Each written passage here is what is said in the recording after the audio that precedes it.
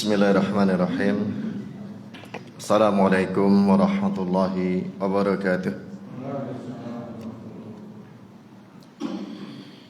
Innal hamdalillah nahmaduhu wa nasta'inuhu wa nastaghfiruh wa na'udzu billahi min shururi anfusina wa min sayyiati a'malina. Man yahdihillahu fala mudilla lahu wa man yudlil fala hadiya lahu. Asyhadu an la ilaha illallah wahdahu la syarika lah wa asyhadu anna Muhammadan abduhu wa rasuluhu la nabiyya ba'dah. Qala Allah ta'ala fi kitabihil azim, ya ayyuhalladzina amanu taqullaha haqqa tuqatih wa la tamutunna illa wa antum muslimun. Ya ayyuhan nasu taqu rabbakumul ladzi khalaqakum min nafsin wahidah wa khalaqa minha zawjaha wa batha minhuma rijalan katsiran wa nisaa'a wattaqullaha alladzi tasaaluna bihi wal arham innallaha kana 'alaikum raqiba. Ya ayyuhalladzina amanu taqullaha wa qulu qawlan sadida yuslih lakum a'malakum wa yaghfir lakum dhunubakum wa may yuti'illaha wa rasulahu faqad faza fawzan 'azima. Amma ba'd, fa inna asdaqal hadithi kitabullah, khairal hadi hadi Muhammadin sallallahu alaihi wasallam, wa syarrul umuri muhdatsatuha wa kullu muhdatsatin bid'ah wa kullu bid'atin dhalalah wa kullu dhalalatin finnar. Hadirin kaum muslimin wal muslimat, ikhwati wa akhwati fillah rahimani wa rahimakumullah. Alhamdulillah, dengan segala nikmat dari Allah Subhanahu wa taala kembali kita dimudahkan berada di majelis yang mulia ini, di tempat yang mulia, salah satu rumah Allah Subhanahu wa taala, untuk kegiatan yang mulia talabul ilmi yang harus kita iringi dengan niat-niat yang mulia juga untuk mendapatkan ridha Allah Subhanahu wa taala, kemudian untuk mendapatkan ilmu yang bermanfaat, dan kemudian berharap kepada Allah taala, mohon untuk diberikan taufik untuk bisa mengamalkan ilmu-ilmu yang telah Allah berikan kepada kita. Kemudian hadirin sekalian rahimani wa rahimakumullah, insyaallah kajian kita tentang arkanul iman masuk bagian yang terakhir, al-iman bil qada wal qadar. Ini kajian yang sudah sering berulang tentunya. Waktu kita membahas kitab tauhid ini juga sudah dilewati, dan waktu hari Jumat bahas tentang sekilas tentang akidah Islamiyah, akidah Ahlussunnah wal Jamaah sudah pernah kita lewati pula ya. Namun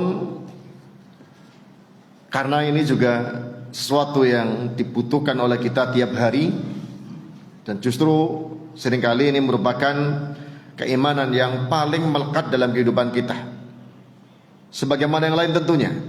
Namun pengaruh dari al-iman bil qada wal qadar ini ya, sangat berperan dalam kehidupan kita.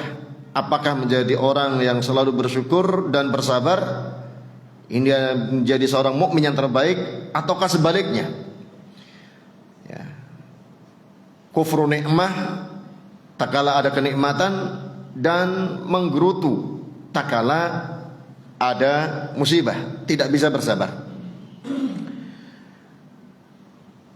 Rukun iman yang keenam ini menjadikan seorang bisa hidup bahagia, tenang, tentram, menjalani segala pernak-pernik kehidupannya ya.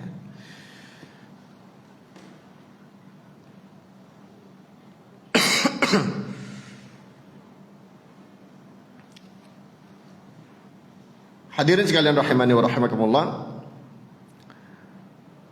perkataan kita tentang qada dan qadar ya, itu dua kata yang sering bermakna sama ya.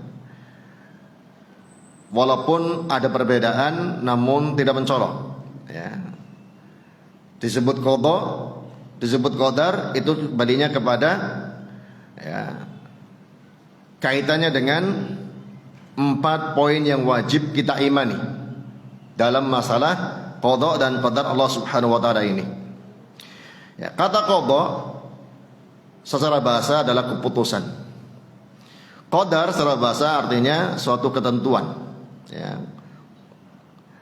Itu memang berasal dari makna bahasa kemudian jadi makna istilah. Ya.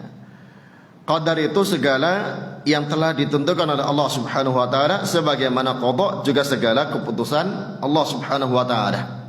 Yang terkait dengan 4 poin itu tadi. Yang kemudian para ulama menjelaskan bahwa beriman terhadap qada dan qadar ini mencakup 4 perkara. Ada yang nyebut 4 rukun, ada yang nyebut 4 tingkatan, ya. Intinya 4 poin.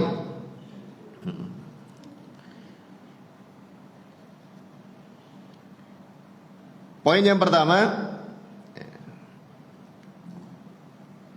al-iman bi anna Allah Ta'ala alimun bi kulli syai'in. Ya. Mengimani bahwa Allah Subhanahu wa taala mengetahui segala sesuatu, jumlatan wa tafsilah, secara globalnya ataupun secara rincinya, azalan wa abadah, azali sejak dahulu kala dan seterusnya selamanya, ilmunya tanpa ada batasnya, baik itu yang terkait dengan perbuatan-perbuatan Allah Subhanahu wa taala atau perbuatan-perbuatan hambanya. Ini poin pertama terkait al-iman bil qada wal qadar. Ya. Bahwa Allah Subhanahu wa taala mengetahui, atau dikatakan juga maha mengetahui, atau dikatakan juga memiliki ilmu. Ilmu kan pengetahuan terhadap segala sesuatu, secara globalnya dan secara rincinya. Sejak dahulu kala dan selamanya terus berlangsung terus. Pengetahuannya berbeda dengan pengetahuan manusia. Pengetahuan manusia sebelumnya nggak tahu, dan pengetahuan manusia bisa berakhir, akhirnya tidak tahu. Ya. Adapun pengetahuan Allah Subhanahu wa taala azalan wa abadah, sejak dahulu kala tanpa batas ke belakang dan terus menerus sampai ke depan tanpa ada batas juga. Pengetahuan Allah mencakup apa yang Allah Ta'ala perbuat dan mencakup apa yang diperbuat oleh hambanya.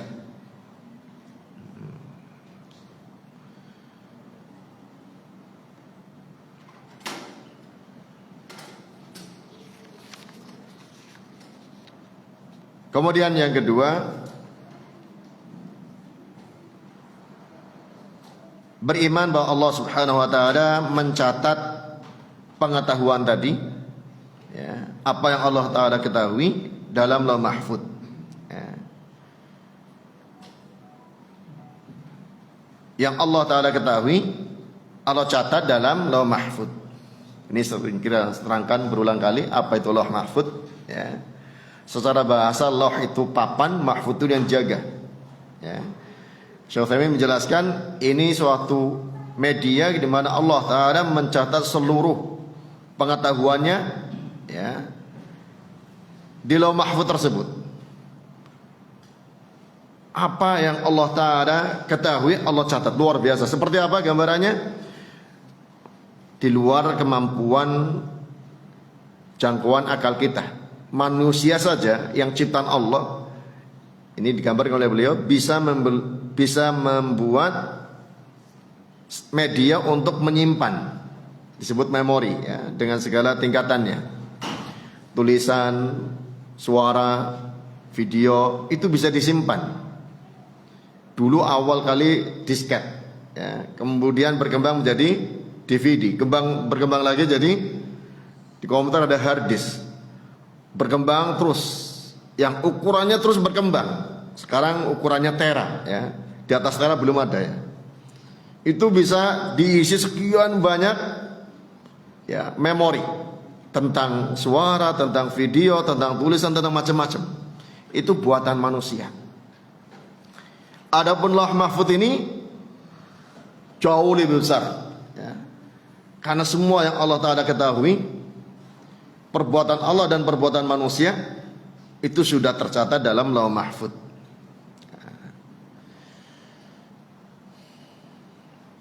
Tentang dua hal ini Yang pertama, Allah Maha mengetahui. Kedua, Allah mencatat yang Allah Ta'ala ketahui.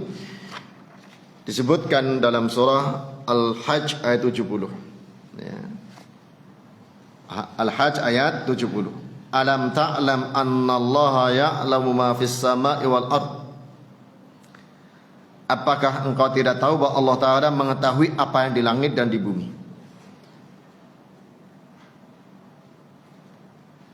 Inna dzalika fi kitab. Sesungguhnya hal itu ada dalam kitab. Kitab di sini kitab Lauh Mahfuz.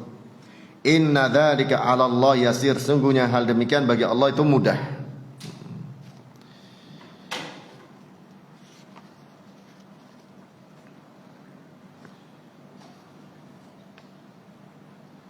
Ini 2 poin terangkum dalam satu ayat, ya, surah Al-Hajj ayat 70.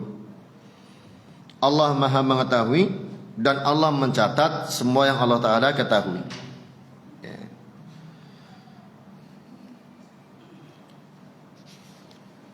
Dalam Sahih Muslim dari Abdullah bin Amr bin As radhiyallahu anhu, ini hadis yang sangat terkenal. Beliau sahabat Abdullah bin Amr bin As radhiyallahu anhu mengatakan, aku mendengar Rasulullah sallallahu alaihi wasallam bersabda, "Kataballahu maqadiral khalaiqi qabla an yakhluqas samawati wal ardi bi 50 alf sanatin." Allah Ta'ala mencatat takdir-takdir makhluknya sebelum Allah menciptakan an yakhluqas samawati wal arda, menciptakan langit dan bumi 50.000 tahun. Sebelum ada langit dan bumi, sebelum ada manusia, ya. Hadis sahih Imam Muslim, ya. Ini mempertegas tentang ayat tadi, ya.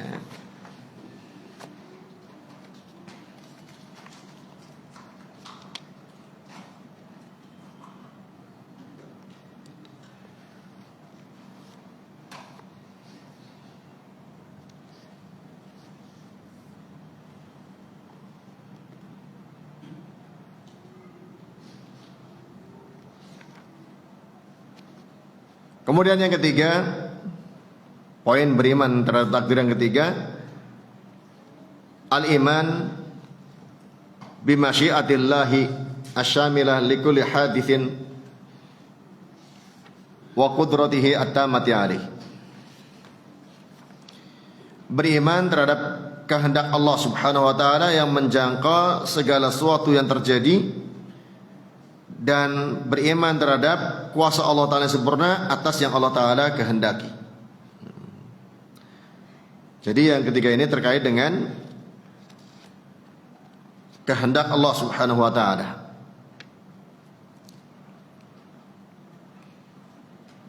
Dan kemampuan Allah, kemahakuasaan Allah untuk menunaikan kehendaknya.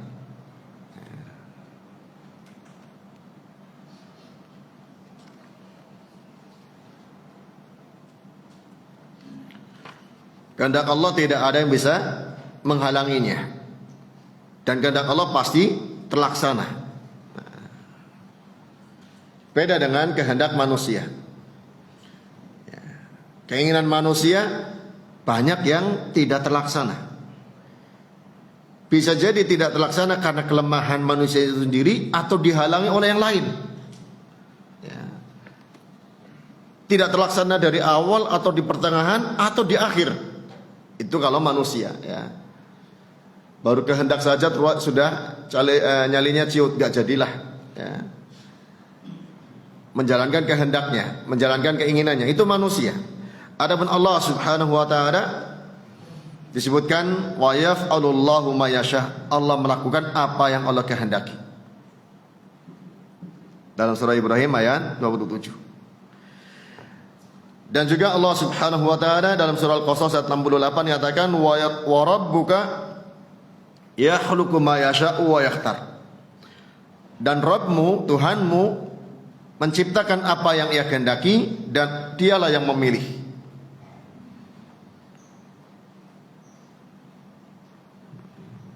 Dan banyak ayat yang menyebutkan tentang kehendak Allah Subhanahu wa Ta'ala.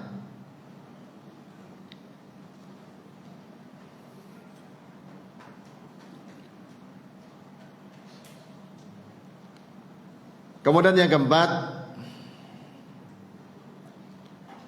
al-iman bi anna jami'il kainat makhluqatun lillahi ta'ala bidawatiha wa sifatiha wa harakatiha.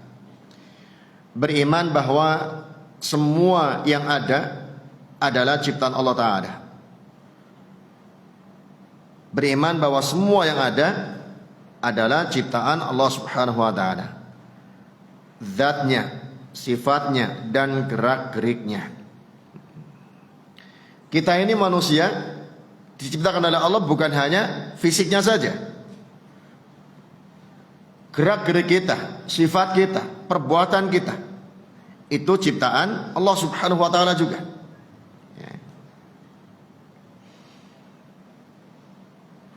Dalilnya apa?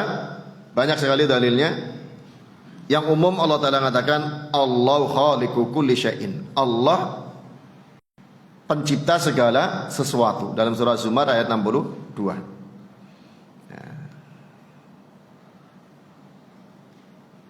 Allah pencipta segala sesuatu, segala sesuatu. Manusia, sifatnya dan perbuatannya ciptaan Allah Subhanahu wa Ta'ala. Dan dalam surah Az-Zumar ayat 62 ada lanjutannya. Ini tadi sudah dibawakan. Dalam surah Al-Furqan ayat 2. Wa khalaqa kulla syai'in faqaddarahu taqdirah. Surah Al-Furqan ayat 2. Dia Allah Ta'ala yang menciptakan segala sesuatu, lalu Allah Ta'ala mentakdirkan segala sesuatu tersebut dengan sebenar-benar penentuan takdirnya.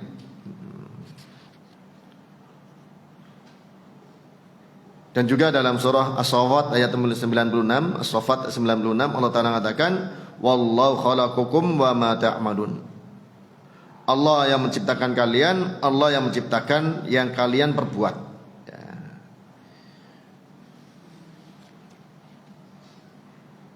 Ayat ini mempertegas kepada kita bahwa perbuatan kita takdir Allah Subhanahu wa Ta'ala.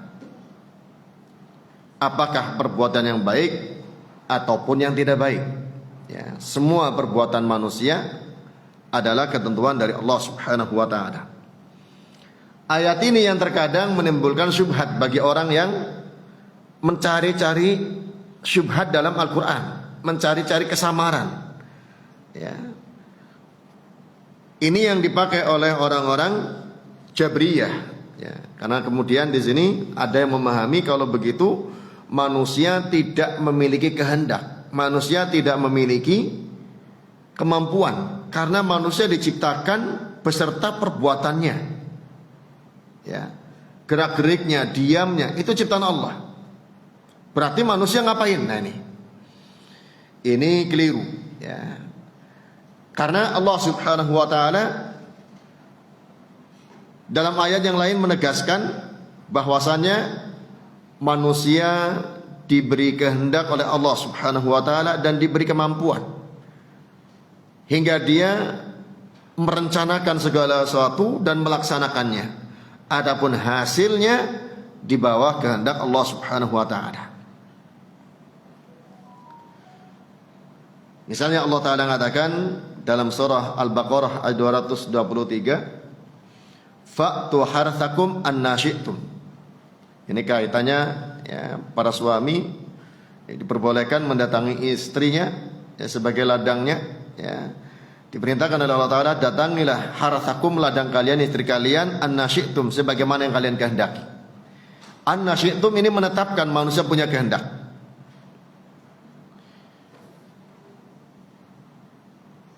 Juga dalam ayat-ayat yang lain, surat At-Taghabun ayat 16 misalnya katakan fattaqullaha mastata'tum, bertakwalah kalian kepada Allah mastata'tum, sesuai kemampuan kalian. Di sini Allah Ta'ala menetapkan manusia punya kemampuan. Sebagaimana dalam surat Baqarah 286 juga Allah Ta'ala mengatakan la yukallifullahu nafsan illa wus'aha. Allah tidak membebani pada suatu jiwa kecuali kadar kemampuannya. Ini ayat menetapkan manusia punya kudrah, punya kemampuan. Ini pemahaman ya, dari Al-Quran tentang manusia punya masyiah, punya kehendak dan punya kemampuan. Ini sesuai dengan kenyataan ya, sesuai dengan kenyataan yang ada pada diri kita ya, bahwa seorang semua punya keinginan, punya kehendak, punya rencana ya, dan dia punya kemampuan untuk melaksanakannya. Ini sesuai dengan realitanya. Apa yang Allah Ta'ala katakan tentang manusia punya kehendak, manusia punya kemampuan, itu sesuai realitanya ya, sesuai kenyataan. Adapun yang terjadinya, nah ini, setelah terjadi, kita harus meyakini itu semuanya dengan kehendak Allah Subhanahu wa Ta'ala. Sebagaimana Allah Ta'ala katakan, wa ma tasyauna illa ayyasha Allahu rabbul alamin. Wa ma tasyauna, dan tidaklah kalian berkehendak melainkan Allah lah yang berkehendak rabbul alamin ya. Artinya kehendak manusia sudah ada, namun nanti terjadinya itu dengan kehendak Allah rabbul alamin. Itu yang dikatakan masyiatul ibad tahta masyiatillah. Kehendak hamba di bawah kehendak Allah Subhanahu wa Ta'ala. Namun kita tidak bisa mengatakan di awal ya, ini kehendak Allah, saya harus diam di rumah. Ini kehendak Allah, saya miskin. Tidak bisa. Ini kehendak Allah, saya jadi orang bodoh ya.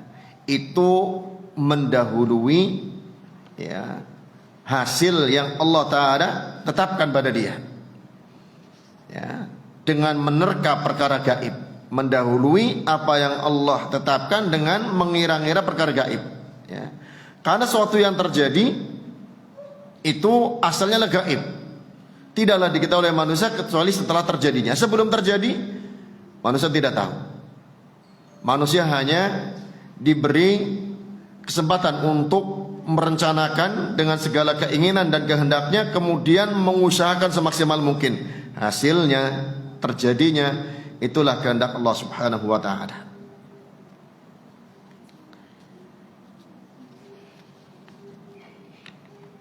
Hadirin sekalian rahimani wa rahimakumullah. Ini 4 poin atau 4 perkara, atau disebut juga 4 rukun ya, dalam beriman terhadap takdir. Dan ini harus sering-sering ya kita murojaah ya. Kalau terjadi segala sesuatu pada diri kita yang baik, yaitu di bawah pengetahuan Allah, itu sudah tercatat dalam Lauh Mahfuz, itu dikehendaki oleh Allah, dan itu kemudian diciptakan, diadakan oleh Allah Subhanahu wa Ta'ala. Kita bersyukur kepadanya. Ataupun ada perbuatan yang tidak baik dari kita ya,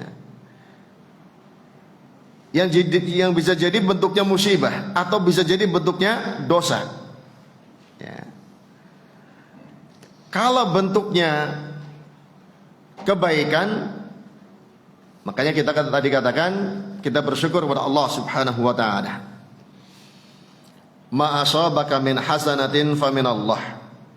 Kebaikan yang ada, kebaikan yang terjadi, fa min Allah, maka dari Allah Subhanahu wa Ta'ala. Wa ma asabaka min sayyi'atin fa min nafsik. Adapun kejelekan yang menimpa kepadamu, maka itu famin nafsik, karena sebab dirimu sendiri ya. Ini perlu kita pahami.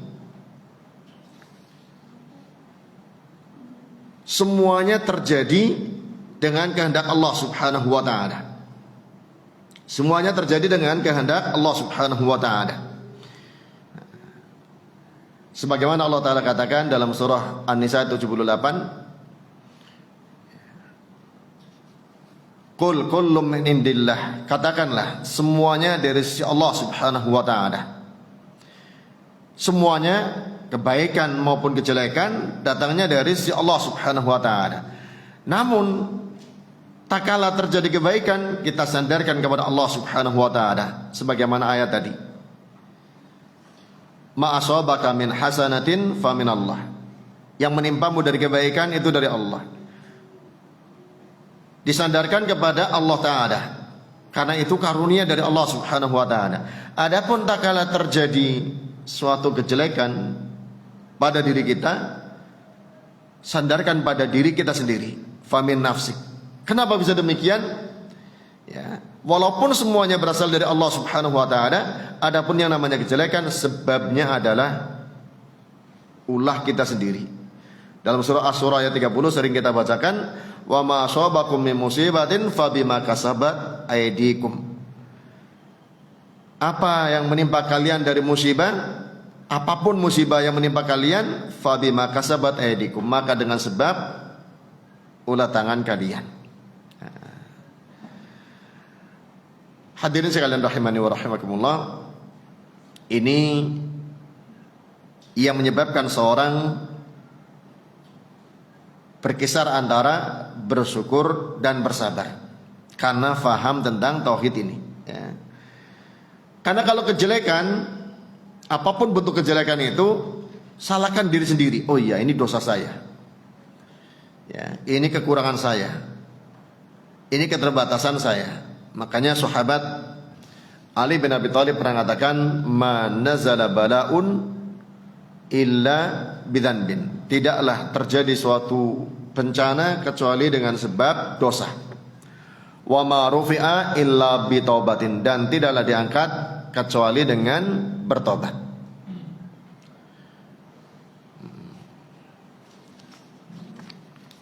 Kemudian Asy-Syaikh Shalal Fauzan dan juga para ulama yang lain tentunya menyebutkan bahwa takdir itu ada dua macam, walaupun dengan beberapa redaksi, ya, berbeda-beda. Saya bawakan redaksinya Asy-Syaikh Shalal Fauzan. Takdir itu ada dua macam. Takdir yang umum, ya, atau qada dan qadar yang umum, dan takdir yang rinci. Takdir yang umum ini amun syamilun likulli kain, yaitu takdir yang menjangkau segala sesuatu, mencakup segala sesuatu. Itu yang telah tertulis di Lauh Mahfuz, ya. Karena telah disebutkan tadi dalam hadis Abdullah bin Amr bin As bahwa Allah Subhanahu wa taala telah mencatat takdir-takdir makhluknya, ya, sebelum Allah menciptakan langit dan bumi 50.000 tahun. Bahkan dalam riwayat yang ini disebutkan, ya, dari sahabat Ubadah bin Samit, ya, dikeluarkan oleh Imam Abu Dawud. Beliau Ubadah bin Samit radhiyallahu anhu mengatakan, aku mendengar Rasulullah sallallahu alaihi wasallam bersabda, inna awwala ma khalaqallahu al-qalam. Sungguh yang pertama kali Allah Ta'ala ciptakan adalah qalam. Kemudian Allah Ta'ala mengatakan kepada qalam tersebut, pena, uktub. Qala uktub. Qala rabbi madza aktub. Qalam bertanya, wahai Rabbku, apa yang aku tulis? Qala, Allah Ta'ala mengatakan, uktub maqadira kulli syai'in hatta taqum as-sa'ah. Tulislah takdir-takdir segala sesuatu hingga terjadinya hari kiamat. Ini takdir yang secara umum, ya.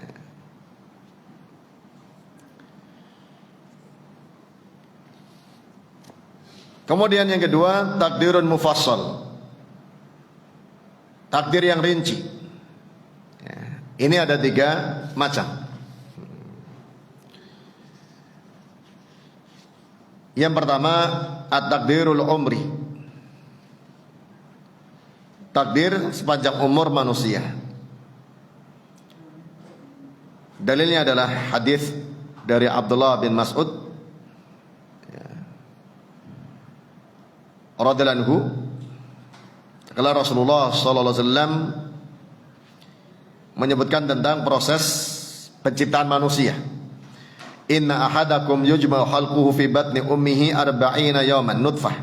Ya, ini sudah sering disampaikan, ya, karena tercantum dalam Arba'in Nawawi. Mungkin sering disampaikan yang ngajar atau belajar Arba'in Nawawi. Nah, salah satu kalian dalam proses penciptaannya dikumpulkan, ya, awal kali di perut ibunya 40 hari masih dalam bentuk nutfah, setetes air mani. Selama 40 hari itu masih nutfah, masih setetes air mani.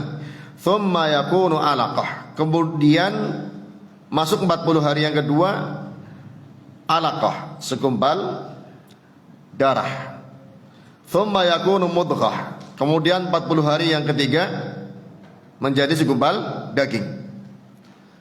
Berarti 120 hari. Kira-kira berapa bulan? 4 bulan ya. Setelah itu apa? Yursalu ilaihil malak. Ditiupkan roh padanya. Ya. Allah Ta'ala ngutus malaikat, fayanfukhu fir ruh. Lalu malaikat tersebut meniupkan padanya nyawa. Ini sebelum canggihnya ilmu kebidanan, ilmu tentang kandungan, Rasulullah SAW menyampaikannya. Ya. Beliau bukan orang yang tahu tentang masalah medis, khususnya masalah kandungan wanita. Tapi beliau menyampaikan wahyu dan itu benar. Ya, tanpa diteliti pun seorang mukmin pasti percaya. Ya. Orang barat, orang kafir nggak akan percaya kecuali melalui penelitian baru percaya. Ya, kalau kita nggak kelamaan, kalau Rasulullah SAW sudah menyampaikan dan hadisnya memang sahih, ya langsung percaya. Ya. Dan ini sebenarnya banyak sekali ya, hukum-hukum terkait dengan hadis ini. Ya. Tapi kita yang ambil berikutnya. Ya. Setelah ditiupkan ruh padanya, yu'maru bi arba'i kalimatin. Diperintahkan untuk dicatat 4 perkara. Bikat bi rizkihi wa ajalihi wa amalihi wa syaqawati wa sa'adatihi. Ya. Nah ini sebelum manusia terlahir ke dunia. Tak kala nyawa sudah ditiupkan, langsung dicatatkan padanya ya, rizkinya, ajalnya, amalannya, celaka atau bahagianya. Ini namanya at-taqdirul umri. Makanya orang tua tak kala anak ya, bahkan sebelum jadi anak proses ya, berusaha gimana agar mendapatkan anak yang soleh melalui proses-proses yang syar'i. Ya. Sebelum bayi itu ditetapkan rizkinya, ajalnya, amalannya, manusia ya, memohon kepada Allah agar mendapatkan takdir yang baik untuk anaknya. Kemudian yang kedua, at-takdirul hauli, takdir yang sifatnya tahunan. Yang disebutkan ini terjadinya pada malam Lailatul Qadar. Jadi di antara keutamaan Lailatul Qadar bukan hanya ya, ibadah di malam itu, ibadah bertepatan dengan malam Lailatul Qadar lebih baik daripada 1000 bulan. Tapi di malam itu juga ada fiha yufraqu kullu amrin hakim. Ya, pada malam itu ada penetapan takdir hauli. Ya. Pada malam itu yufraqu, dijelaskan, dirincikan setiap perkara yang penuh hikmah dari Allah Subhanahu wa taala. Makanya seorang terus berdoa kepada Allah Ta'ala untuk mohon kebaikan untuk dirinya. Karena memang kita tidak tahu apa yang telah dicatat dalam Lauh Mahfuz. Dan kita minta yang terbaik untuk kita. Doa itu bisa mempengaruhi. Bisa jadi kemudian Allah Ta'ala, bisa jadi saat dalam Lauh Mahfuz catatannya bagaimana, berubah tak kala ya, ada di perut ibunya, atau tak kala di malam Lailatul Qadar, atau yang ketiga, takdir yaumi, ya, takdir yang harian. Ya, tiap hari ada kejadian-kejadian yang bisa jadi berbeda dengan yang telah Allah Ta'ala tetapkan dalam Lauh Mahfuz, sesuai dengan kehendak Allah Subhanahu wa Ta'ala tentunya. Karena Allah Ta'ala mengatakan dalam surah Rahman ayat 29, kulla yawmin huwa fi sya'an. Setiap hari Allah Ta'ala dalam segala urusannya terkait dengan takdir makhluknya.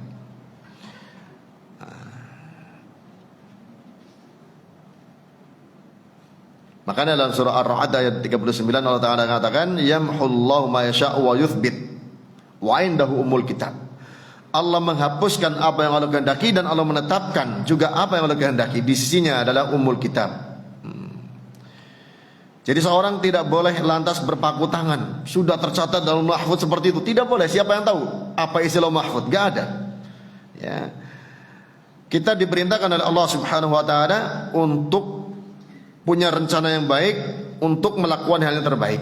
Adapun yang terjadinya baru kita mengatakan ini terjadi biqadarillah, dengan takdir Allah Subhanahu wa taala.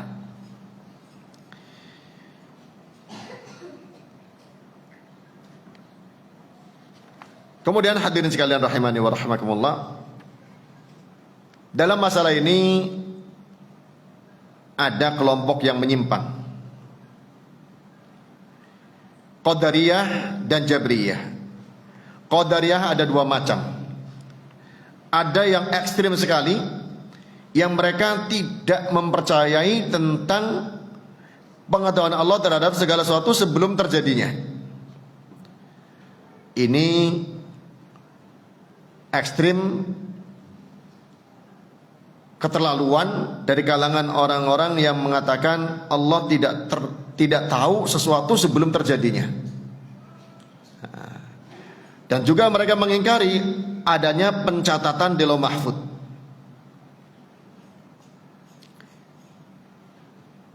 Dikatakan oleh mereka Allah Ta'ala tidak tahu apa yang sebelum terjadi. Tidak tahu, tahunya setelah terjadi. Nah, ini merupakan bentuk kekufuran. Namun dikatakan oleh beliau, kelompok ini sudah musnah, sudah tidak ada. Yang ada Qadariyah yang kedua, Qadariyah yang mengakui Allah Ta'ala mengetahui sebelum terjadinya, tapi dia punya penyimpangan dalam masalah bahwa perbuatan manusia yang dilandasi dengan kehendak manusia tidak di bawah kehendak Allah dan kuasa Allah Subhanahu wa taala. Manusia sepenuhnya menguasai dirinya, merencanakan, melaksanakan dan menentukan hasilnya. Hasil baiknya dari diri dia, hasil jeleknya juga ulah dia. Ya. Semuanya berasal dari manusia. Manusia tidak di bawah kehendak Allah, tidak di bawah kuasa Allah Subhanahu wa taala. Ini yang kemudian dikenal dengan mazhab Mu'tazilah. Ya. Ini pemahamannya orang-orang sekuler. Ya, pemahaman orang-orang sekuler. Manusia itu harus percaya diri. Ya, kalau sukses ya keberhasilan dia, kalau gagal ya kelemahan dia. Kalau ada yang sampai berkeyakinan seperti itu pemahaman Mu'tazilah. Ya.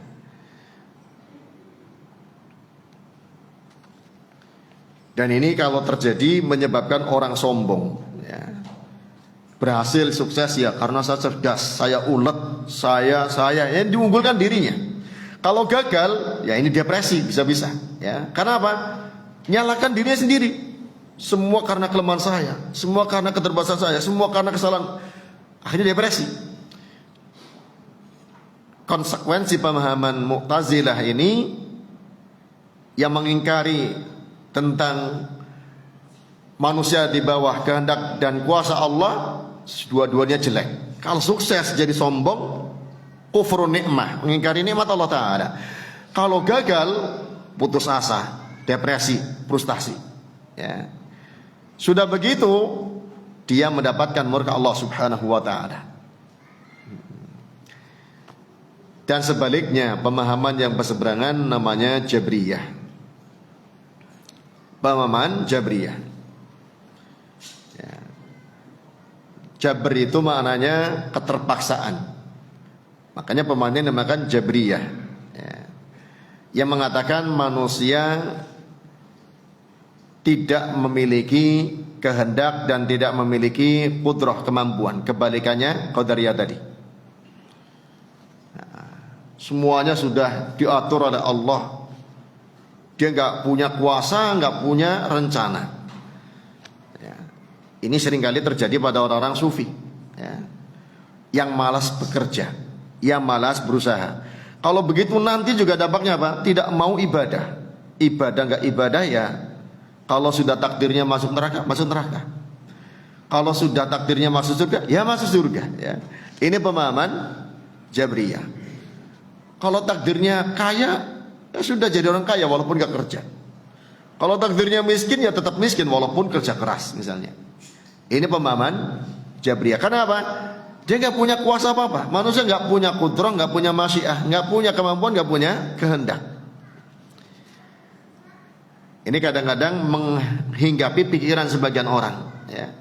Itu harus disingkirkan jauh-jauh. Karena tadi sudah kita bawakan dalil-dalilnya bahwa manusia oleh Allah Ta'ala diberi kehendak, diberi kemampuan.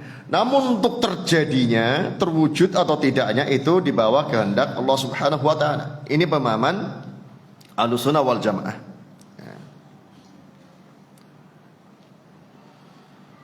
Sebagaimana dikatakan oleh Syekhul Islam Ibnu Taimiyah rahimahullah taala, al-a'malu wal aqwalu wa ta'atu wal ma'asi hiya minal abdi. Katakanlah bahwa amalan-amalan, perkataan-perkataan, ketaatan dan kemaksiatan itu dari hamba. Maknanya ana qa'imatun bil abdi wa hasyalatun bi masyiati wa qudrati. Itu terjadi, terwujud dengan kehendaknya dia dan kemampuan dia. Ya. Namun ini sebagaimana kita sebutkan tadi, kalau yang baik itu karunia dari Allah, kalau yang jelek, musibah, maksiat, itu sebabnya adalah ulah dia sendiri, perbuatan dia sendiri. Kemudian hadirin sekalian rahimani wa rahimakumullah,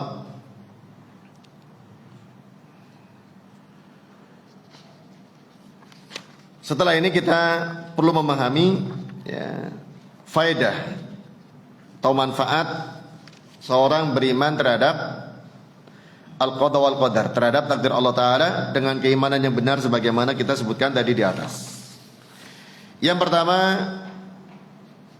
tentunya orang yang beriman terhadap takdir Allah Subhanahu Wa Ta'ala ini menyempurnakan imannya dengan mengimani rukun iman yang keenamnya. Ya. Karena keimanan tidak boleh dipilah-pilih, yang cocok diimani, yang tidak cocok diingkari misalnya. Dan ini masuk dalam rukun iman yang disebutkan oleh Rasulullah SAW tatkala ditanya oleh malaikat Jibril ya, dalam hadis Jibril ya, hadis yang terkenal urutan nomor 2 dalam Arba'in Nawawi. Dalam hadis Jabir bin Abdullah radhiyallahu anhu, Nabi SAW pernah mengatakan, la yu'minu 'abdun hatta yu'mina bil qadari khairi wa syarri. Tidak beriman seorang hamba hingga dia beriman terhadap takdir Allah yang baiknya dan buruknya. Hatta ya'lama anna ma asabahu lam yakun li khuti'ahu wa anna ma akhta'ahu lam yakun li yusibahu. Hingga seorang hamba tahu bahwa yang menimpanya, yang Allah Ta'ala tetapkan akan menimpa, tidak akan meleset padanya, dan bahwa apa yang tidak akan menimpanya, ya tidak akan mungkin menimpa kepadanya. Ya. Hadis ini riwayat Imam At-Tirmidzi. Dan sahabat Abdullah bin Umar bin Khattab menegaskan, walladzi nafsi ibni Umar biyadihi law kana li ahadihim mithla uhudin dhahaban thumma anfaqahu fi sabilillah ma qabilahu Allahu minhu hatta yu'mina bil qadar. Tatkala sahabat Abdullah itu ditanya tentang orang-orang yang tidak percaya takdir. Tidak percaya takdir dari sifat mana? Yang qadariyah tadi, yang Mu'tazilah. Ya. Dan ini lebih banyak di kalangan manusia daripada yang Jabriyah. Ya. Karena itu sesuai realita, manusia punya kehendak. Ya. Pengen makan, pengen minum, pengen tidur, pengen kerja, pengen jalan. Itu kan sudah nyata ya. Tanpa belajar agama pun tahu manusia punya kehendak. Setelah punya kehendak, punya kemampuan melaksanakannya. Ngambil minum, ambil makan, bisa jalan, bisa tidur. Itu kan perbuatan dia. Ya. Namun tak kala terjadinya ya, itu harusnya diyakini dengan takdir Allah Subhanahu wa taala. Sebagai manusia tidak.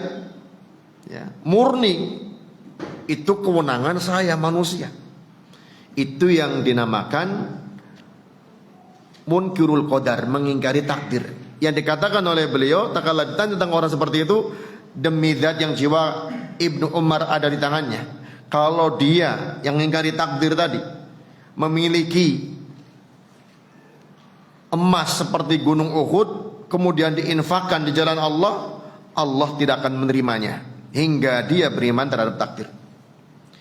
Kemudian Abdullah bin Umar berdalil dengan hadis Jibril, ya, yang diriwayatkan dari bapaknya Umar bin Khattab. Ya. Ini menunjukkan bahwa orang yang tidak beriman terhadap takdir kafir, ya, keluar dari agama Islam.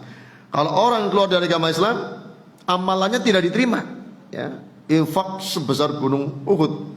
Ya, padahal kemarin saya sempat lihat ada yang menghitung dengan ya kalkulasi gunung Uhud itu sekitar 40 ton. Ya 40 ton ya benar ya. Ada yang pernah lihat? Perkiraannya beratnya itu 40 ton atau 40.000 ton. Kalau berupa emas luar biasa hitungannya ya. Itu pun gak dianggap, gak diterima. Karena apa? Diterimanya amal soleh itu syaratnya iman. Berarti orang yang tidak beriman terhadap takdir dianggap bukan orang mukmin.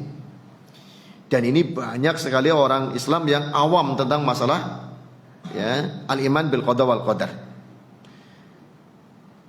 Apa tandanya ya? Indikasinya ya, seringkali orang itu membanggakan dirinya kalau dia sukses. Apa karena cerdasnya, apa karena uletnya ya. Dan ini kadang keceplosan dari lisan kita ya. Seorang selamat dari kecelakaan, ngomongnya apa? Orang dia gesit orangnya, cekatan, bisa selamat, dia menyelamatkan dirinya. Lupa bahwa menyelamatkan Allah Subhanahu wa taala. Baru kemudian ya, dengan kata kemudian Allah yang menyelamatkan kemudian dengan sebab cekatannya. Kalau keceplosan namun dalam hatinya yakin Allah yang menyelamatkan, itu kesalahan lisan saja. Tapi kalau menjadi keyakinan hati, memang dia menyelamatkan dirinya, wah ini bahaya. Berarti tidak beriman terhadap takdir ya. Hadirin sekalian rahimani wa rahimakumullah, ini sering terucap oleh kita. Itu tetangga kita sukses sekarang ya. Oh iya, dia orangnya ulet, jam 2 udah bangun, berangkat kerja ke pasar, pulangnya nanti siang istirahat sebentar, berangkat lagi ke pasar, sore sehari 3 kali. Nah, cerita tentang kesuksesan orang melihat apa? Uletnya. Padahal sudah tahu rezeki itu dari Allah Subhanahu wa taala, yang mentakdirkan dia kaya Allah Subhanahu wa taala. Ini dalam hal sukses. Begitu pula dalam hal musibah.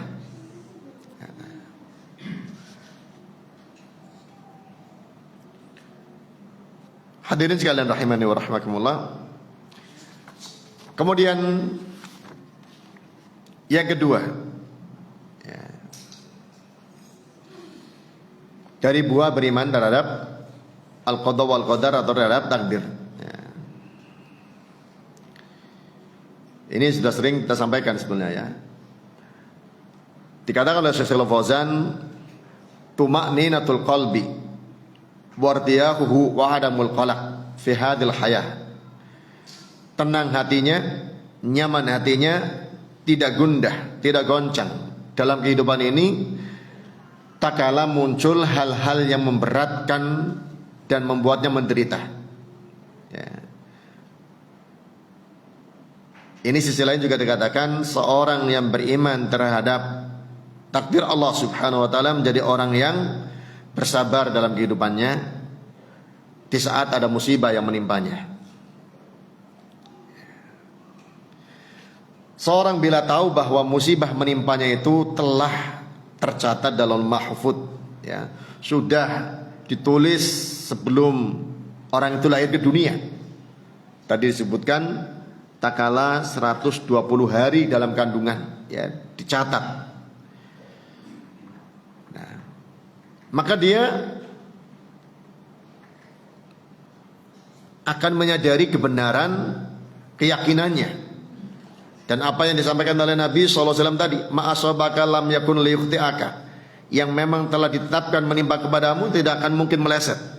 Wa ma akhta'aka lam yakun liyusibaka, dan apa yang memang tidak ditetapkan bagimu ya tidak akan mungkin mengenaimu. Ya. Hingga pernah, ini kisah ya, seorang Ustadz Ahlussunnah yang sedang di medan perang, pertempuran ya, yang lain ya dalam peperangan itu sangat hati-hati, dia juga hati-hati. Tiba-tiba ada peluru nyasar, ya entah nyasar entah memang disengaja, hampir nyerempet kepalanya. Ya, Ustadz itu ditegur, harus hati-hati lagi Ustadz, kondisi perang seperti ini. Dia mengatakan hadis ini, kalau memang itu memang kalau peluru itu tetapkan mengenai kepalaku ya akan mengenai, kalau tidak mengenai ya tidak akan mengenai, bagaimanapun keadaannya. Tapi ngomong itu setelah terjadi, ya bukan sebelum terjadi. Ya, tapi tetap menuntut kehati-hatian. Itulah keyakinannya. Ya. Fa innahu inda dzalika taskun nafsu wa yadma'innu balu. Kalau itu senantiasa terus ada dalam pikiran kita, ya, terutama saat terjadi hal-hal yang menuntut kesadaran penuh, wah ini nikmat dari Allah. Jangan sombong, jangan ngandalkan yang ada pada diri kita. Wah ini kan potensi saya yang memang saya layak untuk sukses misalnya. Ini. Atau tak kalah kita yang kadang-kadang malah jadi orang yang minder, ya, jadi orang yang down, ya, karena musibah, karena kesalahan kita. Ini harus diyakini itu juga tetap ya merupakan qada dan qadar Allah Subhanahu wa taala. Ya. Semua yang Allah taala perbuat itu baik, ya, sampai pun itu musibah. Ya. Sehingga Nabi SAW mengatakan, man yuridillahu bi khairan yusib minhu. Siapa yang Allah inginkan kebaikan padanya, Allah berikan musibah padanya.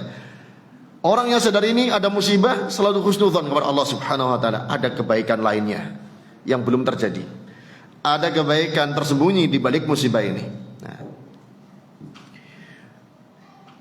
kalau seorang tidak mengimani hal ini, yaitu tadi menjadi orang yang qadariyah, ya, kalau sukses ya dari dirinya, kalau gagal ya dirinya, ya, kalau sukses jadi orang sombong, kalau gagal menjadi orang yang ya goncang jiwanya. Dan ini sering terjadi, ya. Orang akhirnya malas berusaha lagi seringkali karena masalah keimanannya. Malaslah berusaha, gagal terus. Saya orang yang kayak akhirnya apa? Menimpakan kesialan pada dirinya. Kayak saya orang yang sialan gitu kan. Gagal terus dalam usaha. Bisnis ini salah, bisnis itu gagal, bisnis ini salah lagi, ini gagal lagi. Nah, karena menyandarkan kegagalannya pada dirinya. Ya. Hadirin sekalian rahimani wa rahimakumullah. Allah Subhanahu wa taala sedang katakan dalam surah Al-Hadid ayat 22 dan 23, ma asaba min musibatin fil ardi wala fi anfusikum illa fi kitabim min qabli an nabraha. Tidaklah terjadi suatu musibah di muka bumi atau pada diri kalian melainkan telah tercatat dalam Lauh Mahfuz sebelum kami menciptakannya. Inna dzalika 'ala Allah yasir. Itu mudah bagi Allah Subhanahu wa taala. Likaila ta'saw 'ala ma fatakum, agar kalian tidak putus asa. Likaila ta'saw, agar kalian tidak putus asa 'ala ma fatakum, atas apa yang luput dari kalian. Ini kalau gagal, luput, ya jangan putus asa. Karena sudah diberitahu, itu memang telah tercatat dalam Lauh Mahfuz. Sudah Allah taala ketahui, Allah taala catat, Allah taala kehendaki, dan Allah taala wujudkan.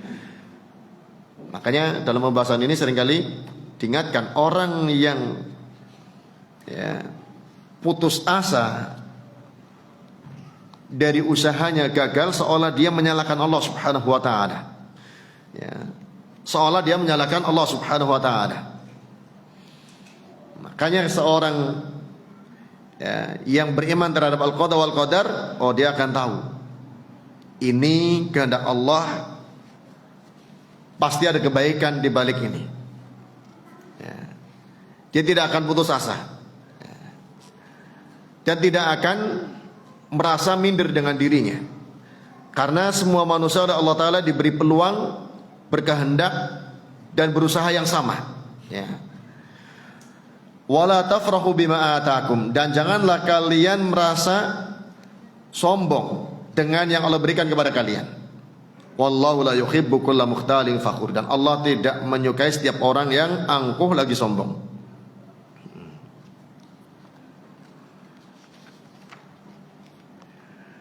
Namun perlu diperhatikan, kalau terjadinya sesuatu yang tidak kita inginkan, itu sebagai bahan koreksi diri pada diri kita, ya, sebagai bahan koreksi diri, bukan membuat kita minder dan putus asa, apalagi sampai frustasi, ya.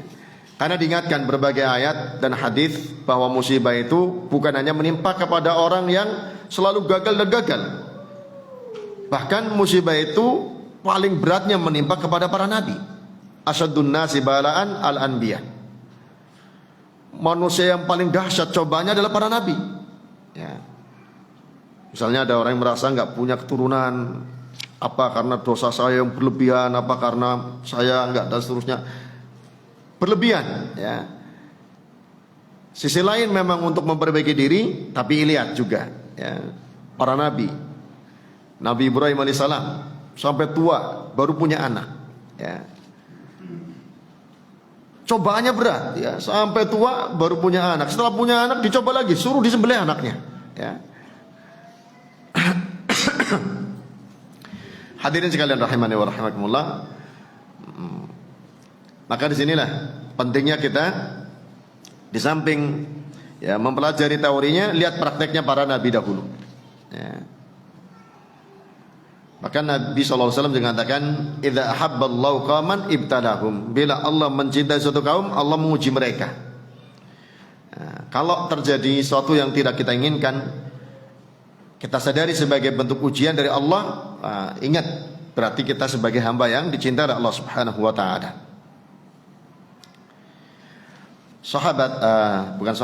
Seorang tabi'in, Ikrimah rahimahullah taala, pernah mengatakan, la sa'ahadun illa wa yafra wa yahzan. Setiap orang pasti mengalami bahagia dan sedih. Setiap orang pasti mengalami bahagia dan sedih. Semua orang, kata beliau.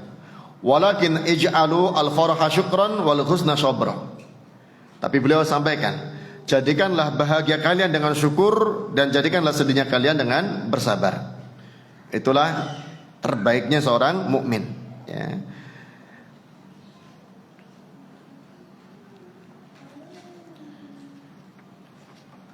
Dan juga dibawa oleh beliau kemudian, ya, motivasi Nabi SAW, ya, tatkala beliau menyampaikan, ihris ala ma yanfa'u, semangatlah melakukan apa yang bermanfaat bagimu.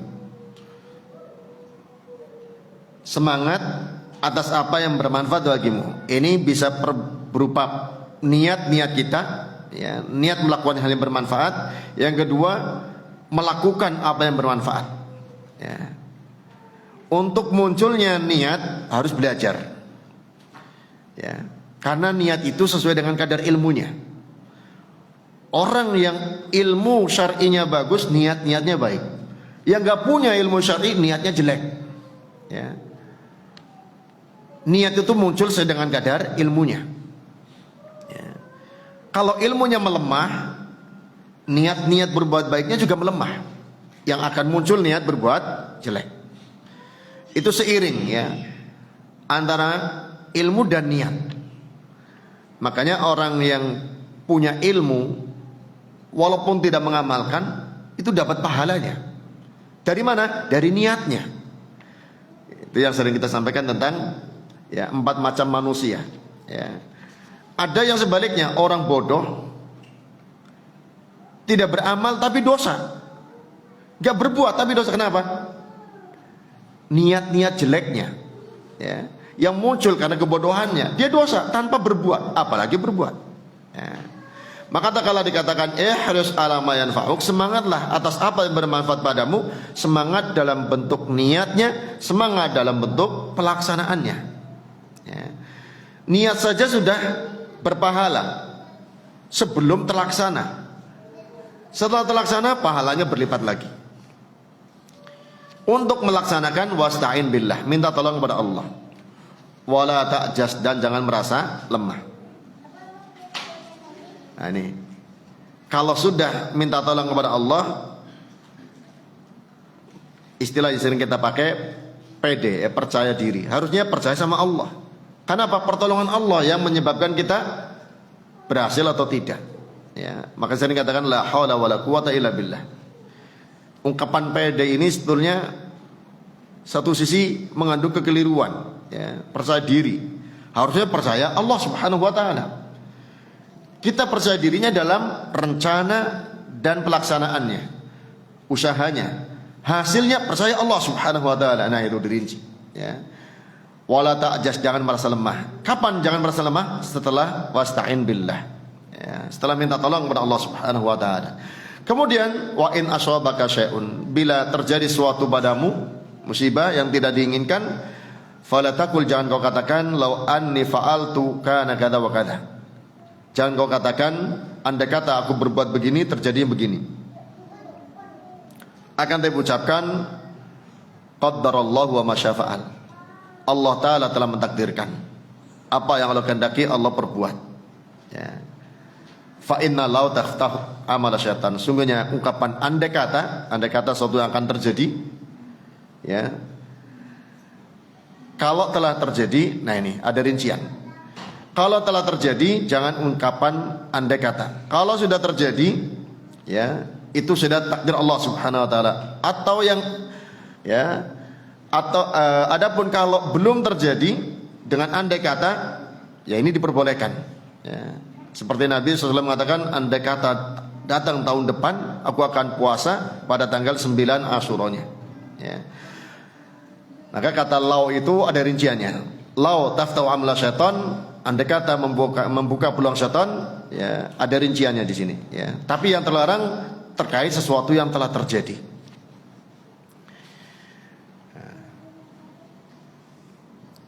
Hadirin sekalian rahimani wa rahimakumullah, kita masuk pada faedah yang ketiga.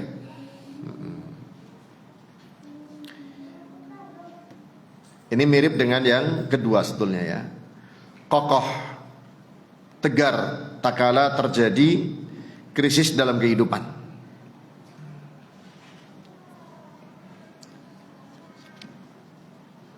Banyak fitnah, banyak cobaan dalam masalah kehidupan, dia tetap jadi seorang yang, ya, menjalani kehidupan dengan, ya, bimbingan agamanya, tidak goyah. Karena Allah Ta'ala mengatakan, alladzi khalaqal mauta wal hayata liyabluwakum ayyukum ahsanu amala.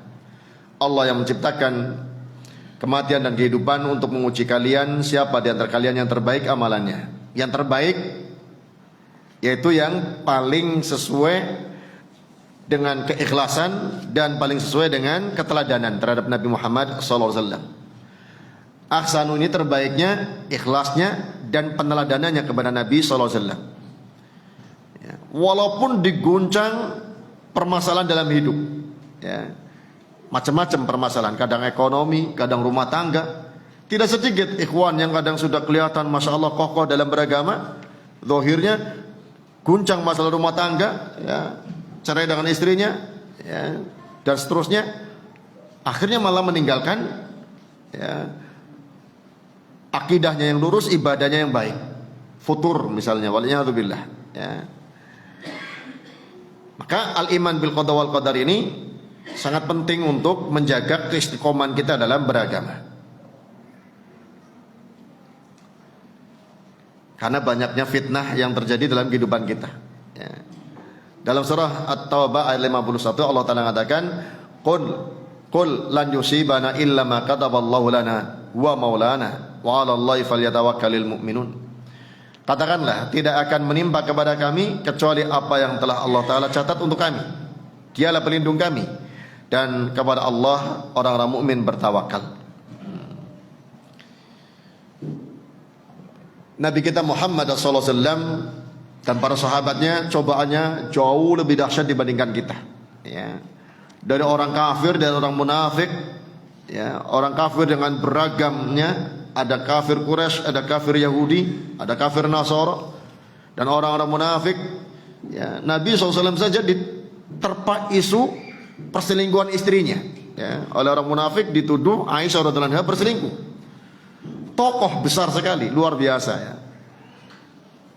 Namun Allah Ta'ala ya, telah memilih memang Nabi Muhammad SAW seorang yang menjadi keteladanan. Beliau dengan kesabarannya akhirnya teruji bahwa itu hanya fitnah ya, hanya tuduhan. Apalagi kalau orang zaman sekarang ya, terkadang tertimpa hal-hal yang sebetulnya lebih ringan daripada apa yang menimpa orang-orang dahulu. Namun karena lemahnya iman terhadap al-qada wal qadar, menganggap cobaannya begitu dahsyat, begitu berat, padahal ringan ya. Kelemahan kita dalam menghadapinya menganggap berat ya. Kalau kita memiliki kekokohan iman terhadap al-qada wal qadar, akan ringan cobaan yang menimpa kepada kita. Dan tadi dikatakan la yukallifullahu nafsan illa wus'aha. Allah tidak membebani suatu jiwa sesuai kadar kemampuannya ya. Cobaan kepada kita ringan sesuai dengan keringanan iman kita sebetulnya ya, belum berat. Kemudian yang keempat, di antara faedah dan buah beriman terhadap qada wal qadar, tahwilul mihani ila minah wal masaib ila ajr. Ini sering dikatakan merubah lelah jadi lillah ya. Merubah cobaan menjadi anugerah, merubah musibah jadi pahala ya. Allah Subhanahu wa taala mengatakan ma asaba min musibatin illa biidznillah wa ma yu'min billahi yahdi qalbah wallahu bikulli syai'in alim. Tidaklah musibah menimpa kepada seorang pun melainkan dengan izin Allah. Nah, jadi orang tidak akan mencak-mencak pada musibah yang menimpa kepadanya kalau tahu itu izin Allah ya. Bahkan hadis-hadis tadi sudah mengatakan yang tertimpa musibah bukannya kita-kita ini ya. Orang-orang terbaik cobaannya lebih berat. Wa may yu'min billahi yahdi qalbah. Siapa yang beriman kepada Allah, Allah berikan hidayah pada hatinya, Allah tenangkan hatinya. Wallahu bikulli syai'in alim. Dan Allah Maha mengetahui terhadap segala sesuatu. Di antara makna Allah memberikan hidayah kepada hatinya ada yang menyebutkan yaslam minal hasadi wal ihqad. Ia akan selamat dari kedengkian ya, dari iri dan dengki. Karena seringkali tak kala orang ada musibah, dia iri kepada yang mendapatkan nikmat. Dagangnya sama, ini enggak laku, temennya laku keras ya. Kerjanya sama, itu cepat naik karirnya, ini lambat karirnya, dan seterusnya ya. Makanya diantara yang Allah berikan nikmatnya kepada seorang mukmin yang beriman terhadap al-qada wal qadar, diselamatkan dari iri dan dengki ya. Dalam masalah persaingan dunia ini ya, kadang muncul dalam diri kita ya. Kawan yang kadang merintis usahanya barusan belum lama, sebulan 2 bulan, kita sudah tahunan, kok dia lebih cepat, lebih lancar ya. Kadang-kadang muncul dengki ini. Karena apa? Lemahnya di situ terhadap aliman bil qada wal qadar. Nah, dalam segala hal kedengkian itu muncul, di antara sebabnya lemahnya ya terhadap al qada wal qadar. Nah, makanya kita bisa apresiasi seorang ya, menghargai orang itu sukses, itu berhasil, itu masya Allah, itu karena kita legowo terhadap al qada wal qadar, yaitu ketetapan Allah ya. Bukan masalah pinter, ulet, kerja keras, tidak. Itu sebab, betul ya. Kadang kita coba ada orang yang santai usahanya, hasilnya luar biasa ya. Itu semuanya dengan al qada wal qadar dari Allah Subhanahu wa taala. Alqamah rahimahullah ta'ala, juga seorang tabi'in, menerangkan tentang ayat ini. Orang yang Allah ta'ala tenangkan hatinya dari kedengkian, dari iri dengki. Warrajulu tusibul musibah faya'lamu anna ma indillah fayarda wa yusallim. Seorang yang kena musibah, lalu dia tahu itu datang dari sisi Allah ta'ala, lalu ia ridha dan menerimanya, tenang ya. Tidak kemudian mencari kambing hitam, dan tidak dia dengki kepada yang lainnya ya, tenang, terima ya, ini sebagai kafaratul dzunub. Ingat itu dosa saya, semoga menjadi kafaratul dzunub, penghapus dosa. Ya. Makanya di antara bentuk musibah yang terangkan oleh para ulama, tindakan orang lain menyakitkan kita. Ini yang pernah kita sampaikan tentang ya, as-sabru ala adal khalqi, sabar terhadap gangguan orang. Ya. Perbuatan orang kalau menyenangkan kita, kita bersyukur, alhamdulillah. Istri menyenangkan, alhamdulillah itu nikmat. Suami menyenangkan, alhamdulillah itu nikmat. Tapi kadang sebaliknya, anak juga demikian, orang tua juga demikian, kawan juga kadang demikian ya. Kadang menyenangkan, kadang menjengkelkan. Kalau sedang menyenangkan, yaitu syukuri nikmat dari Allah, takdir yang baik. Kalau sedang menjengkelkan, yakini pula itu takdir yang tidak baik. Sebabnya apa? Ya ulah kita sendiri. Sebagaimana sebut tadi, ya.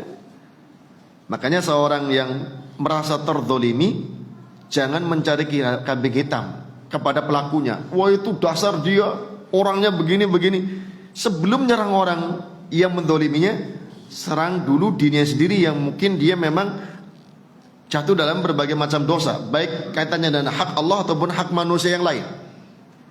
Ya. Makanya kalau dia dizolimi, dicaci maki, dicela, dihina, dirugikan, ditipu atau macam-macam yang lainnya, pertama kali ucapkan astagfirullah, mohon ampun kepada Allah. Karena itu terjadi dengan sebab dosa dia. Yakin itu menjadi sebab kafaratul dzunub. Karena dengan astagfirullah dia mohon ampun kepada Allah, Allah akan mengampuni dosanya. Ya. Kemudian sadar itu takdir yang jelek, harus diterima juga. Ya. Jangan dibalas. Kalau membalas berarti tidak menerima, ya. Tidak menerima takdir. Dan itu jadi sebab meredanya konflik, dan termasuk meredam kemarahan orang yang sedang marah kepada kita, ya. Dan manfaat-manfaat lainnya, ya. Di rumah istri ngomel-ngomel, menyalahkan kita.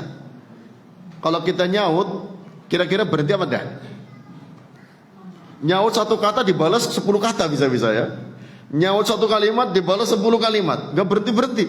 Mending diem aja, sabar saja sudah. Iya ini dosa saya, ada hak Allah yang tidak tertunaikan. Mungkin ada kezaliman kepada orang lain, dibalas oleh Allah dengan yang di rumah, ya. Mungkin ada dosa-dosa kepada makhluk Allah Ta'ala yang lain, ya. Kita ditimpa yang di rumah, diam, ngoreksi diri aja, astagfirullah, astagfirullah, saya salah, ya. Sebagaimana sebaliknya, kalau seorang istri mengalami kondisi suami yang ya kadang zalim, kadang begini, ya begitu, ya istighfar, mohon ampun kepada Allah Subhanahu Wa Taala. Banyak kesalahan dia, baik dengan hak Allah Taala ataupun hak manusia, ya. Lalu berdoa kepada Allah Taala agar Allah berikan hidayah, ya.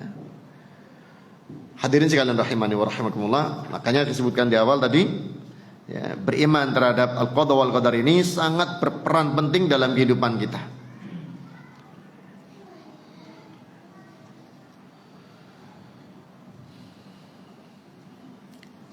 Dikatakan oleh Syekh Shalih Fauzan, wa ba'dun nas yukhti'una khata'an fahishan indama yahtajjuna bil qada wal qadar ala fi'lihim lil ma'asi wa tarkihim lil wajibat. Ya, ada sebagian orang mereka melakukan kesalahan-kesalahan yang fatal, ya. Tak kala mereka beralasan dengan qada dan qadar untuk melakukan perbuatan maksiat dan meninggalkan kewajiban, ya. Ini ada sebagian orang yang malah justru dengan beralasan ini sudah takdir Allah, dia meninggalkan kewajiban. Ini takdir Allah melakukan kemaksiatan. Satu sisi ini pemahaman Jabriyah berarti, ya. Wong sudah kehendak Allah, nah, ini yang keliru, ya. Dan itu ternyata kebiasaannya orang musyrik, ya. Budaya orang musyrik seperti itu. Pemahaman Jabriyah itu pernah, ya, terjadi pada orang-orang musyrik. Mereka mengatakan sayaqulul ladzina asyraku law sya'allahu ma asyrakna. Ya, orang-orang musyrik mengatakan kalau Allah berkehendak kami tidak akan melakukan kesyirikan, ya kan? Bahwa mereka di bawah kehendak Allah murni, mereka enggak punya kehendak. Kesyirikan kami ya kehendak Allah, kata mereka, ya. Hadirin sekalian rahimani wa rahimakumullah, ini pemahaman yang sangat jelek terhadap al-qada wal qadar. Nah. Kemudian berikutnya, buah beriman terhadap al-qada wal qadar. Yang kelima disebutkan oleh Syekh Al-Fauzan, an yadfa'al insan ilal amali wal intaj wal quwwa wal syahamah. Ya. Seorang yang beriman terhadap al-qada wal qadar termotivasi untuk aktif, bekerja, tidak malas-malasan, produktif, kuat, dan ya, berani untuk ngambil keputusan. Orang yang berani berjihad fisabilillah, ya, berjalan dalam jihadnya, tidak takut kematian, tidak takut luka, karena al-iman bil qada wal qadar. Ya. Karena tahu sebagaimana sebutan tadi, kematian sudah ditetapkan, peluru itu sudah ditetapkan akan menaik kemana, ya. Dan tahu bahwa ajal itu kalau sudah ditetapkan tidak ada yang bisa menghalangi, tidak ada yang bisa menundanya. Tentunya tetap dengan usaha dan perencanaan yang maksimal. Allah Subhanahu wa taala mengatakan, "Qul law kuntum fi buyutikum la barazal ladzina kutiba 'alaihimul qatlu ila madaji'ihim." Katakanlah, wahai Muhammad, kalau kalian tetap dalam rumah kalian, ingin tetap di rumah, pasti tetap akan keluar orang-orang yang telah dicatatkan pada mereka kematian ke tempat kematian mereka. Ya. Sebagaimana dibuktikan oleh Khalid bin Walid, orang yang menginginkan mati di jalan Allah dalam berjihad, namun akhirnya mati di atas kasur karena takdirnya demikian, ya. Bahkan kadang ada orang yang menginginkan di rumah terus untuk merasa aman, tidak terkena bencana, tiba-tiba mati di rumah, rumahnya ambruk bisa jadi, ya, atau berbagai cara yang Allah Ta'ala kehendaki. Makanya dikatakan, kalaupun kalian tetap dalam rumah, orang yang telah tetapkan padanya kematian, ya akan mati, ya akan keluar ke tempat kematiannya. Nah, makanya seorang yang beriman terhadap al-qada wal qadar ini orang yang aktif, produktif, kuat, berani dan semisalnya, ya, bukan jadi orang yang minder, ya. Karena kalau pemahaman Jabriyah membuat orang tidak berusaha jadi orang yang malas-malasan.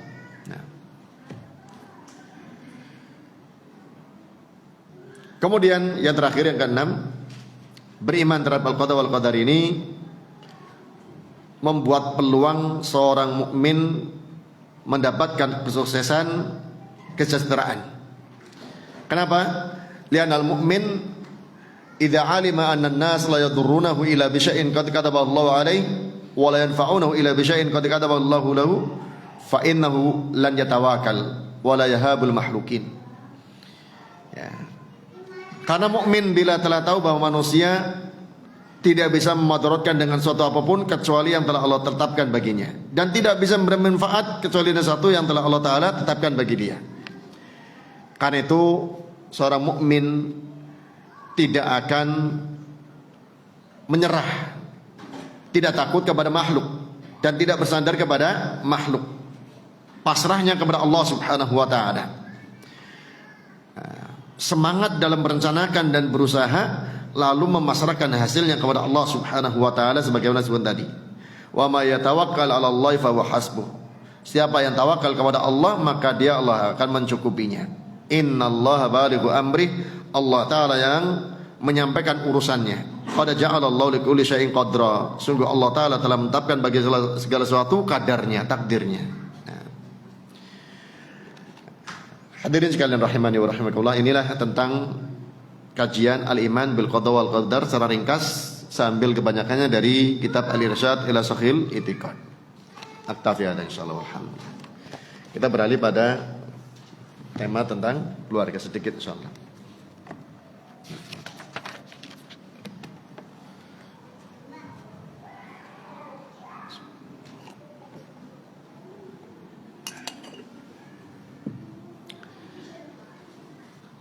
Tentang keluarga ini temanya apa? Betah di rumah adalah ibadah, ya. Muslimah.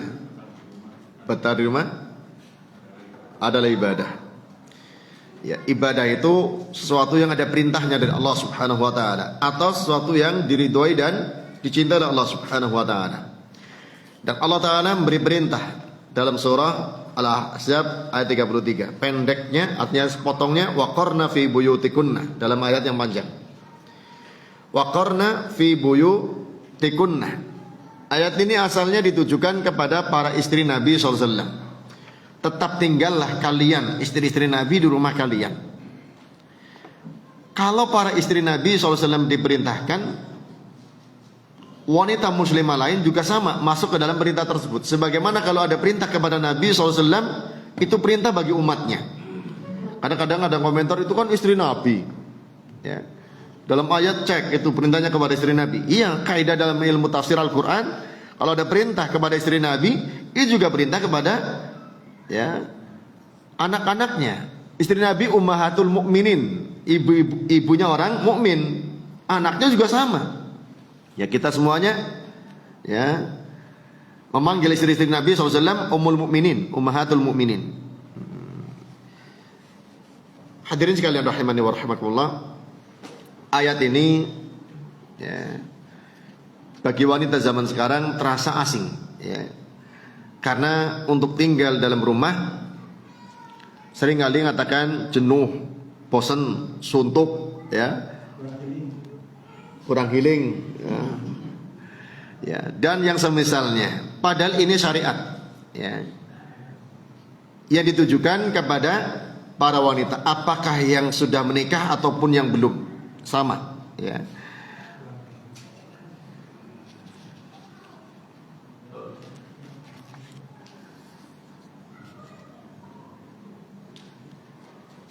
Apakah sama sekali tidak boleh keluar? Al-Imam Ibnu Katsir rahimahullah ta'ala menerangkan, tatkala menjelaskan ayat ini dalam tafsirnya, ilzamna buyutakunna fala takhrujna li ghairi hajatin. Tetapilah rumah-rumah kalian, janganlah kalian keluar tanpa ada keperluan. Nah, keperluan ini yang kemudian diperluas, ya. Ya.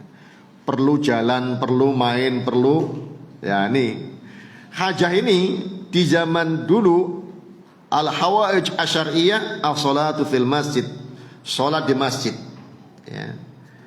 Wanita-wanita di zaman Nabi SAW mereka biasa salat di masjid. Sampai Nabi SAW mengingatkan yang terbaik di rumahnya, bahkan di kamarnya. Namun bila ada wanita yang hendak salat di masjid, jangan dihalangi, ya. Gak boleh melarang wanita yang hendak salat di masjid. Makanya ada ketentuannya, ada syaratnya, ya.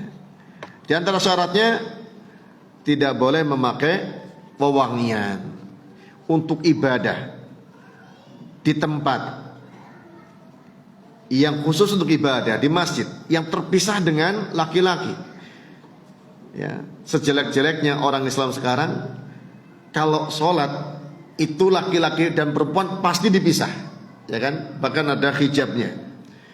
Sudah terpisah itu sejak dulu.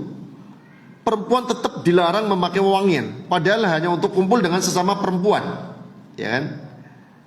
Ya. Itu tetap dilarang memakai wewangian.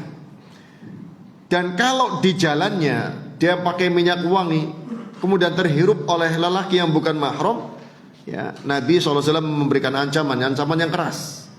Nah, gimana kalau pakai minyak wangi bukan ke masjid, ya, pakai minyak wangi kondangan misalnya, dan itu umum, ya, minyak wangi untuk acara pertemuan keluarga, pertemuan ini, pertemuan itu, ya. Kalau ke masjid saja tidak boleh pakai minyak wangi bagi perempuan, yang padahal laki-laki diperintahkan malah pakai minyak wangi, ya. Kalau perempuan tidak boleh, karena mengundang fitnah. Karena perempuannya itu sendiri, perempuannya tanpa ada embel-embel yang lain, tanpa perhiasan, tanpa wangi-wangian, itu sudah fitnah, ya. Apalagi dengan perhiasan, apalagi dengan, ya, minyak wewangiannya. Dari mana taunya?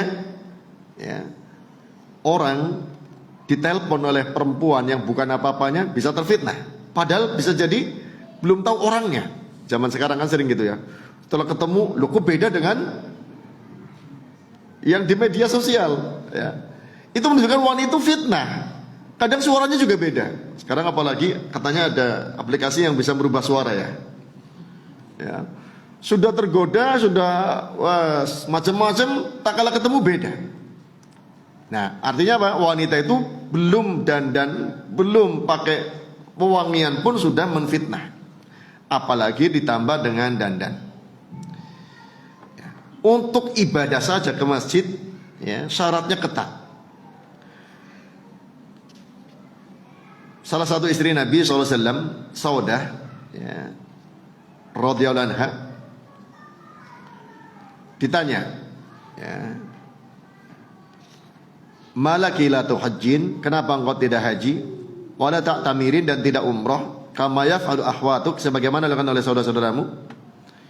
Dikatakan oleh Saudah, aku sudah pernah haji, aku sudah pernah umrah di zaman Rasulullah masih hidup suaminya. Wa amarani Allah, dan Allah merintahkan aku an uqirra fi baiti, untuk menetap di rumahku. Fa wallahi la akhruj min baiti hatta amut, demi Allah aku tidak akan keluar dari rumahku hingga aku meninggal dunia. Kemudian si perawi Muhammad bin Sirin rahimahullah taala menerangkan, fa wallahi ma kharajat min babi hujratiha hatta ukhrijat bi janazatiha. Demi Allah, kata yang membawakan ini kisahnya, yaitu Muhammad bin Sirin, mengatakan beliau Saudah tidak keluar dari pintu rumahnya hingga dikeluarkan jenazahnya, sampai meninggalnya memang tidak keluar dari kamarnya, dari rumahnya. Ini gambaran wanita di mana dibina, dididik oleh manusia terbaik, jadi keteladanan bagi kita, ya. Ya, bukan berarti sama sekali tidak boleh keluar. Boleh kalau syaratnya, ya, tentunya kalau sampai safar harus ada mahramnya. Kalau tidak sampai safar, ya tetap ada batasannya. Bukan berarti menggampangkan. Ini masih 70 kilo, nggak sampai 80 kilo misalnya, dihitung-hitung, ya. Asalnya wanita itu tetap dalam rumah. Keluar itu pengecualian. Kalau ada hajat. Hajatnya hajat apa? Hajat syar'iyah, ya, hajat yang dibolehkan. Kalau kerja gimana? Nah, ini juga nanti ada pembahasannya. Asalnya wanita itu di bawah tanggungan suaminya. Kalau suaminya nggak ada, bapaknya. Kalau bapaknya nggak ada, kakak atau adik laki-lakinya, walinya, ya. Asalnya demikian. Makanya wanita itu berhak punya, ya, warisan, namun tidak berhak tidak kewajiban menafkahi. Berarti untuk siapa? Ya, untuk dirinya. Hartanya untuk dirinya. Dalam kondisi tertentu dia punya harta untuk menafkahi dirinya. Suaminya meninggal atau bapaknya sudah meninggal atau yang lainnya sudah meninggal, dia punya harta. Maka hartanya istri tidak boleh sembarangan dipakai oleh suaminya kecuali dengan izinnya, ya.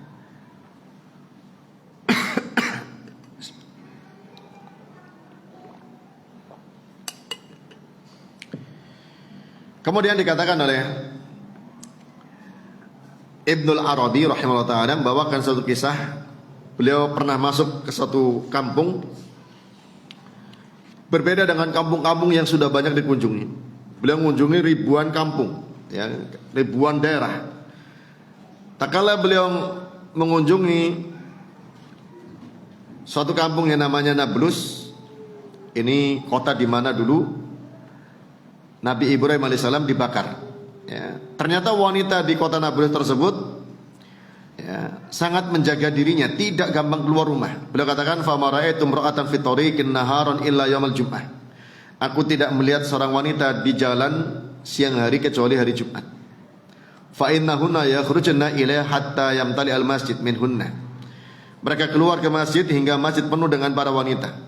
Fa idza qudiyatis sholatu, bila selesai diadakan salat Jumat, inqalabna ila manazilihna, mereka pulang ke rumah mereka.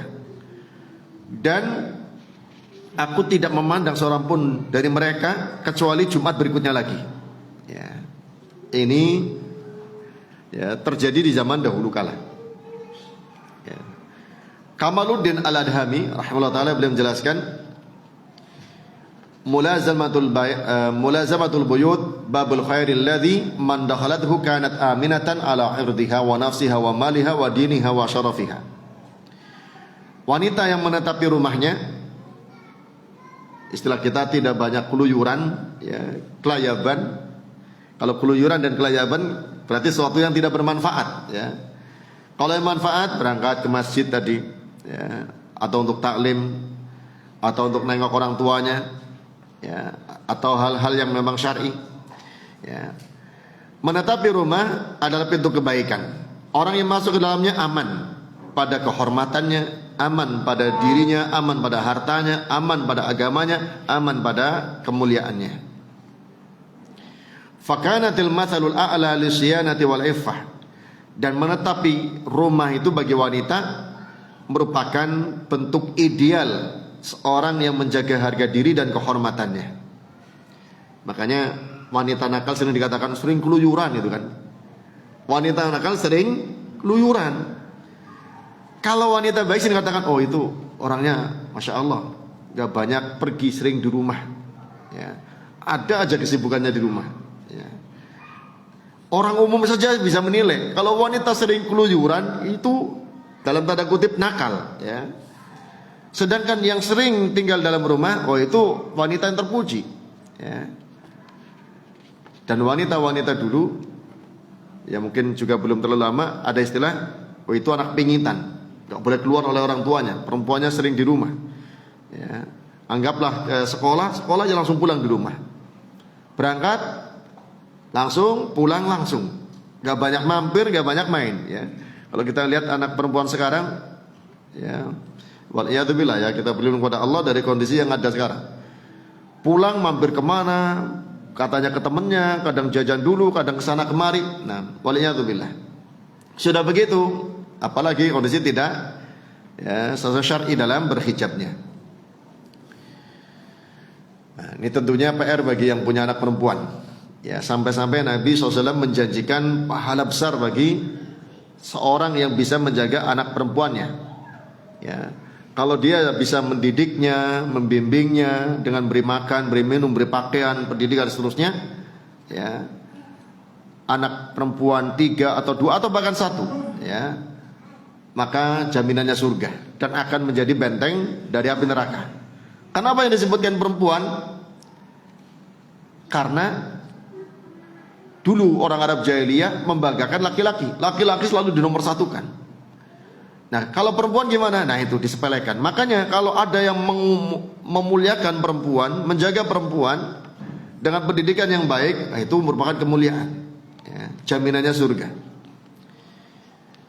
Nah, maka banggalah yang punya anak perempuan karena berpotensi besar menjadi tameng dari api neraka dan menjadi sebab dia masuk ke dalam surga. Dengan cara, ya, mencukupi kebutuhannya dan mendidiknya, terjaga fitrahnya, terjaga kehormatannya sampai masuk dalam rumah tangganya.